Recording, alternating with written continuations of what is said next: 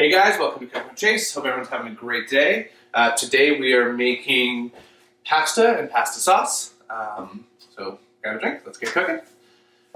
Okay, so this is a throwback to actually our first episode, which was 29 episodes ago. And at that point, we didn't know how to save videos, and I think we were still filming on cell phones, and we were on Instagram Live and not YouTube. So we decided to do this one again, because I think there's some really great information in here. And, you know, we're still kind of in the middle of this pandemic situation, and pasta, knowing how to cook it properly, knowing how to kind of build a base for a sauce, great foundation for kind of throwing a pantry meal together. So let's get started.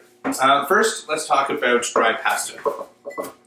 Dry pasta is misunderstood in a lot of ways. So what it actually is semolina flour and water, and it's just forced together through sheer pressure. So when you're making pasta at home and you're rolling out, you know, whatever it is for linguine or tagliatelle, whatever you're making, your goal of your pasta is for it to be as dry as possible, and just be wet enough to hold together in shape, right? The idea behind that is you want it to be able to accept as much water, seasoned water, which we'll talk about in a minute, and then sauce, so your noodle itself is really, really well flavored. The reality is that a person can never make a noodle that's this dry. So the machine actually, in this case, is one of those things where it does it better than a person can in a lot of ways. But that being said, you do want to buy a good quality dry pasta, because there's a significant difference between kind of a lower quality and a higher quality one, and there's not that much difference in price when you look at like per portion cost for feeding a family of 4. So this is a really great brand. It's Mussolini. One of those two. And what you're looking for here is it should look kind of dusty, right? It's not glossy. It's not shiny. Hopefully the camera's picking that up. But what that is that means that their machine has higher quality dyes, the piece that's actually shaping the pasta, and it means they can make their pasta even drier than if they had a lower quality machine. So as it's getting forced through, you remember those Play-Doh presses when we were kids? It's getting forced through, it's creating these little ripples on the outside of the pasta, and that's what's looking white. That's imperfections in the outside of the noodle. And those imperfections are what picks up the sauce. There's also what breaks off and helps thicken your sauce, whatever you're making, whether it be tomato sauce or cream sauce. So that's really critical for making like a really creamy, umptious pasta and having a sauce that sticks to your noodle. You know, and these are $2 a pack, right? And that's going to be more than enough for dinner, whereas a cheap pack could be maybe 99 cents. So that dollar goes a long way, right? But just take a look at your pasta. If it's really yellow, like deep yellow and smooth, it's the opposite of what you want. You want a nice textured, rough-looking pasta. Another way to indicate that is if you look at the ends of this, they're all just kind of randomly broken off, right?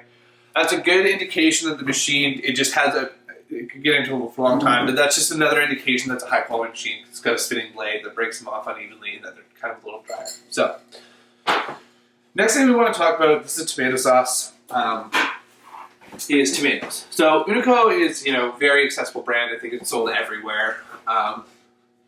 There are much better quality canned tomatoes. There are much worse. This is a good middle of the road we use in my household. You know, we use here a lot. And again, it's just, if you're in the store, you're not sure, this I found to be fairly good. But what you do want to buy is whole unsalted. So when the tomatoes are harvested, they kind of get separated into 3 categories, right? Highest quality, best tomatoes, really, really plump, they go into whole canned. The next ones would go into diced tomatoes. So that whatever, there's a little imperfections, it looks so good, they get diced. The ones that are looking real rough, I'm not saying they taste the worst, but that are the least perfect looking tomato, they'll end up a crushed tomato or into a passata, into something that is a tomato sauce. So I'm not saying that those crushed tomatoes taste any worse than these, but I'm just saying it's a really good way to kind of guarantee that you're getting the cream of the crop from wherever they harvested these tomatoes. And then the other thing you want to look for is unsalted. Right? We want to control the seasoning in our food. You're in the kitchen, you want to control that. There's no need for salt as a preservation method. People use it to trick people to making them think that their tomatoes taste better. Okay, so the other ingredients here: garlic, anchovy, parsley, basil, and a little bit of chili flake. Okay, so we got our water up here. I'm gonna get my pasta in. Nice boil here. And you really need to season your pasta water. So I'm putting probably a tablespoon and a half of salt for this much liquid. Everyone's got a different pot size, sorry. Everyone's got a different salt. You know, this is kosher, thick, flaky salt. So you just need to taste your water. It should taste of the ocean. It should taste quite salty because there's no salt in your pasta. So that water, as it absorbs into your noodle, that's what's going to season it, right? So I got salt going in there. Get your pasta. You do that little trick where you take it in your hand, twist it, and then when you drop it in, it will kind of spit out all fancy like. Just helps your noodles not stick, but mostly I just want to show off. Okay, so that's going in there. I'm going to open up my can of tomatoes here. And again, there are people, you know, it's something that I want to look into. Our cat thinks that she's getting tuna. She's sprinted into the kitchen at the end of the can opener. It's funny. You know, there are local brands of canned tomatoes. That's something I would like to look into, but again, this is a fine way to start. Okay, so let's start building our sauce. Cold pan, no heat on this. We're going to get a fairly generous amount of olive oil. That's 2.5 tablespoons, something like that. Enough to completely coat the bottom. Into that, we are going to add a little chili. This isn't to make it spicy. There's a lot of, not umami, but deep vegetal flavor in dried chili. So you're taking a whole chili pepper and they dehydrated it, right? So you're getting a lot of flavor out of a couple chili flakes. Put your pasta down there. Perfect. Fantastic.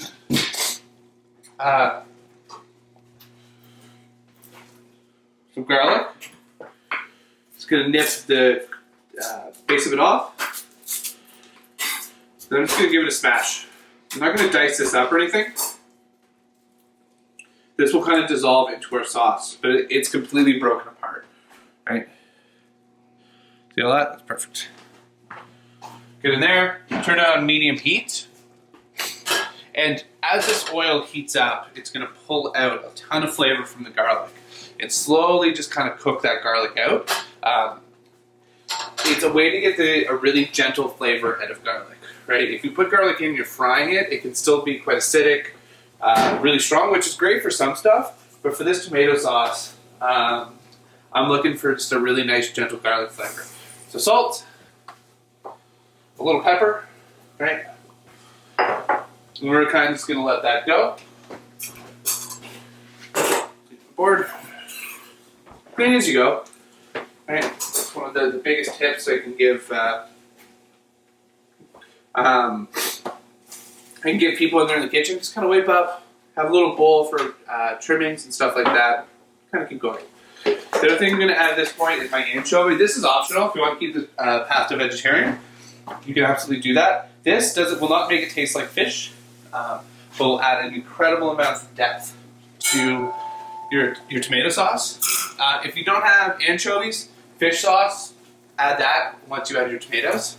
But fish sauce is another great substitute for that. I'm just going to go ahead and dice up some parsley. So I'm not going crazy here. You just kind of got to get your herbs into a little ball there. Run your knife through her. A couple times, boom. I'm happy with that.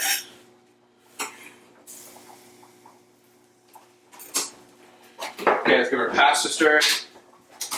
The beginning of your cooking is when you really want to be working your pasta. Make sure it doesn't stick.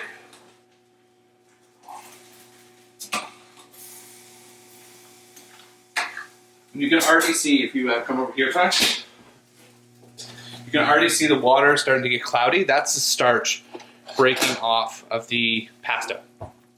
So that starch, when we add this liquid, the pasta water, to our sauce, that's what's going to help thicken it, which is great. There. Okay, so you can start to see we're getting a little sizzle action going over here. All right, it's great. It's going to kind of help things along with the anchovy. I'm just pushing against the base of the pan with a spoon. Tilt the pan. Kind of break that garlic apart if you want. And if you want your garlic smaller, you can chop it up smaller. That's obviously fine.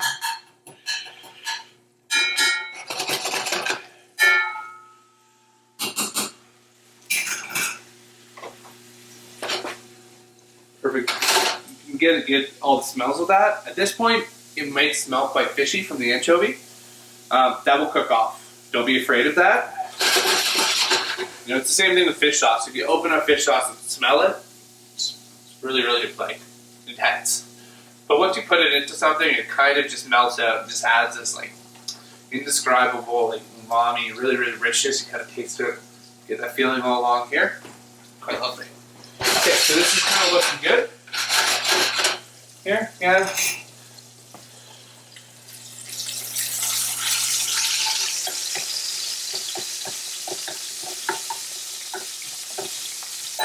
Looking nice.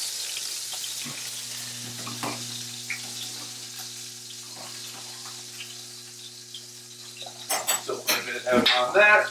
Yeah, okay. The other thing we've got is some basil, which I'm going to add in 2 stages. The first one is kind of get that, like, we're going to get that basil in with the tomatoes, and we'll kind of infuse it to our sauce, and that'll be beautiful. And then we're going to use some to top up the pasta. We're getting kind of that cooked herb and that fresh herb flavor. Building those layers, right? Like the difference between the cooked basil and a fresh basil is pretty dramatic. So we want to get both those flavor profiles kind of in your sauce. Okay, so I'm pretty happy with where this is looking right now. So I'm going to go ahead and add my tomatoes. Again, the garlic, see, you're starting to get some color on the tendrils. It's soft. I can just break it apart really easily with the tongs. It's going to continue to cook. This is smelling incredibly rich, kind of fishy, right? But that, again, will cook out and disappear. So, tomatoes. Let's get them in the sauce. This is going to want to be a little bit careful of, because it's hot oil rather than liquid. So, what you can kind of do, put some of that liquid in, then get your tomatoes. And I'm happy we've got that. Then, watch out, don't splash yourself. Then just very carefully, maybe with tongs because they're further away. And wipe up our little mess there. We're just going to kind of puncture these. And this is just so they don't become little steam pockets. We want these tomatoes to cook down. Okay? There we go. Perfect. And you're going to notice that there's a rim of oil along the edge. No matter how much I toss this, that will never mix in. You need the starch from the pasta water to emulsify that sauce, which is okay. That's what it's there for, right? Okay, so we're going to get this up to temp here. Beautiful. Our pasta, give that a little check. Still a little bit away. But you know, this sauce is kind of, it's designed to take as long as the pasta takes to cook. You know, like most sauces are, right? That's how the whole thing's kind of set up. So you should just be able to kind of start this water, get your pasta in, start that, and it's all kind of come together at the end here. At this point, I'm going to add my basil. I'm not going to cut it up, just throw the leaves in there. And you can already smell that the anchovies basically gone out of there. Now it's just starting to smell like really, really rich tomatoes. See the color, how dark it is on the bottom. You know, that's from having our garlic cook in that oil. This smells great.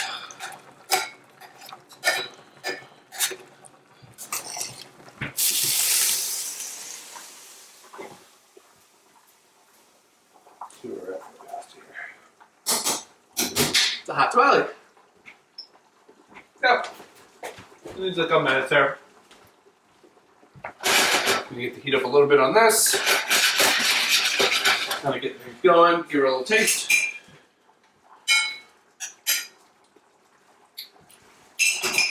Super nice. Garlic comes through. The anchovy's basically gone another couple minutes cooking, and it should be out of there completely. You can start to see the tomatoes have started to break down, but I still like chunks of the tomatoes in the sauce. Right? It's a little chunky, a little textural. And canned tomatoes have this rep of being like this lower quality thing, right? And people are like, who really want fresh tomatoes? Fresh tomatoes are great. Like, obviously, I love them. But for a lot of applications like this, they've taken a tomato at its ultimate ripeness, perfect in the field, right?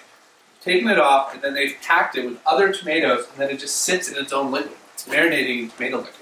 And they call that? That's not water that's added to canned tomatoes. That's just juice that comes out of it as it sits in the packing process. So it's just marinating. It's tomatoes marinating in tomato juice. So the flavor is just reinforcing on itself.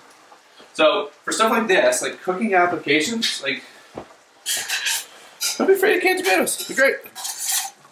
Okay, just kind of giving this a little stir around here. Check on our pesto. I think it should be done now. Still al dente. Okay, so I'm gonna add a little bit of this liquid, starchy water, to there. I'm gonna drain the pasta.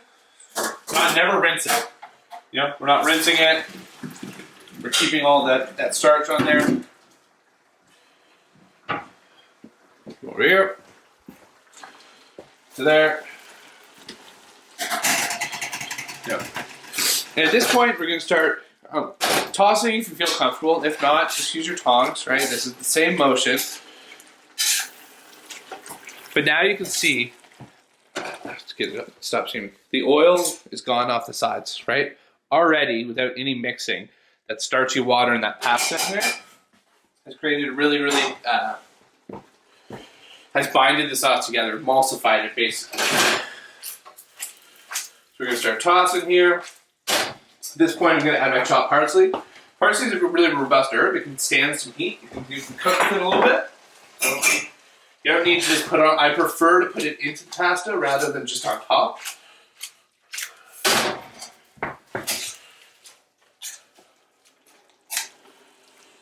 All right. And at this point, you can see how liquidy. So what I'm looking for here is when I tilt the pan, that no sauce should pool at the bottom. We're reducing this till it's glazing our noodles. So that's just a matter of, just a little bit of time and attention, right? This is the moment where you kind of want to be there. You want to be paying attention to your pan, seeing what's going on. You don't want to go off, have a little bottle of wine, a little glass of wine with your friends, and come back. That's when the pasta's cooking. We're paying attention. So I'm tossing it. You could be working with the tongs. You can see already there's less sauce there, right? That's a reduction in sauce, but also the pasta is still absorbing liquid, right? It's that dehydrated product. It's a dry product, and it wants to suck sauce up. That's the nature of the thing.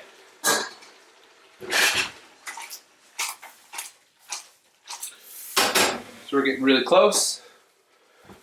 And I can just tell that just by the way the sauce is collapsing off of the noodles, right? It's a magical moment. And this is, I think, where the difference between, what people are making at home, what people are getting in the restaurant, this is, because people make a great tomato sauce and make a great pasta sauce at home, they do all these things.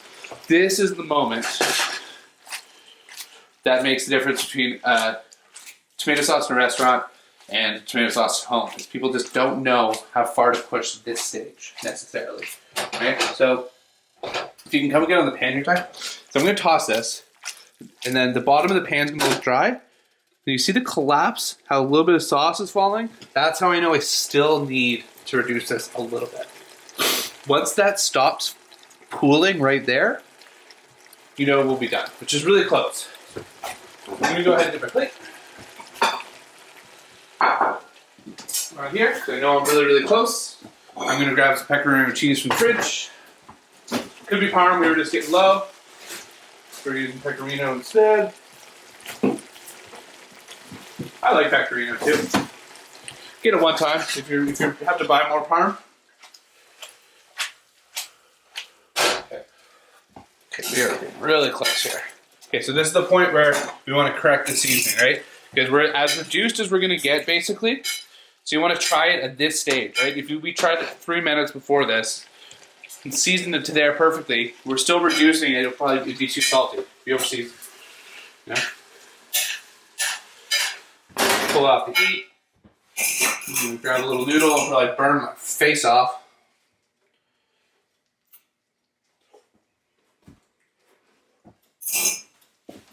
Burn my face off. It's okay though. Really good. Seasoning is all the way through the noodle because we cooked in that really salty water. Yeah, you get that garlic, the tomato, obviously the parsley comes through. Like, it's not spicy from the chili, but there's like a vegetalness, which is nice. The anchovy's gone. I'm just gonna add a touch of salt, just because I feel like I have to, but I don't think it honestly even really needs it. And there we go. Okay, so this is what I'm looking for. See, there's no sauce reducing in there. That's how you know we're in a really, really good spot. So we can go ahead and play. Look at how shiny that is. Right, that's all that fat, you know, which there's no fat in any of the other stages. So you want to add degeneracy of fat. So you get that glossy, beautiful noodle, right?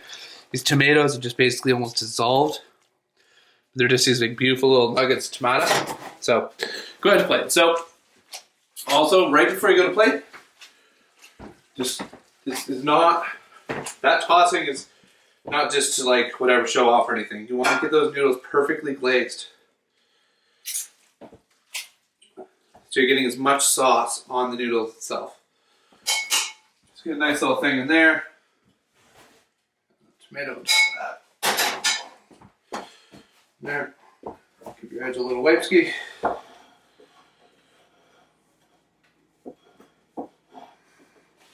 Beautiful. Grab your cheese. You can see how like the sauce doesn't fall into the bottom of the plate there. It's all staying on the noodles, which is where we want it, right? And then we're gonna go real generous with the cheese here. If you haven't added any cheese in the sauce or anything, just make it rain.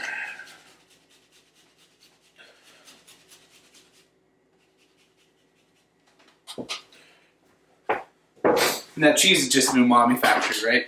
Those dry aged cheeses. Mix basil. I don't chop it up, just like let the leaves just be. It's nice to kind of get a big bite of, you know, what worked through. Hit that basil.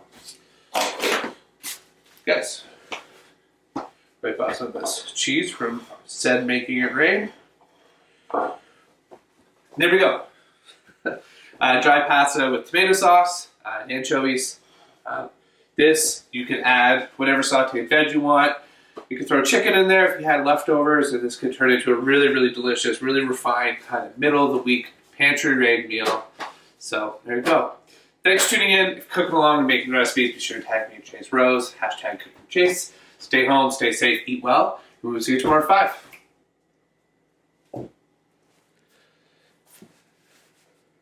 Thanks for tuning in. Be sure to like and subscribe. New videos every Monday to Friday at 5 p.m. Eastern. If you have any questions or suggestions, leave them in the comments. And as always, stay home, stay safe, eat well. Thanks.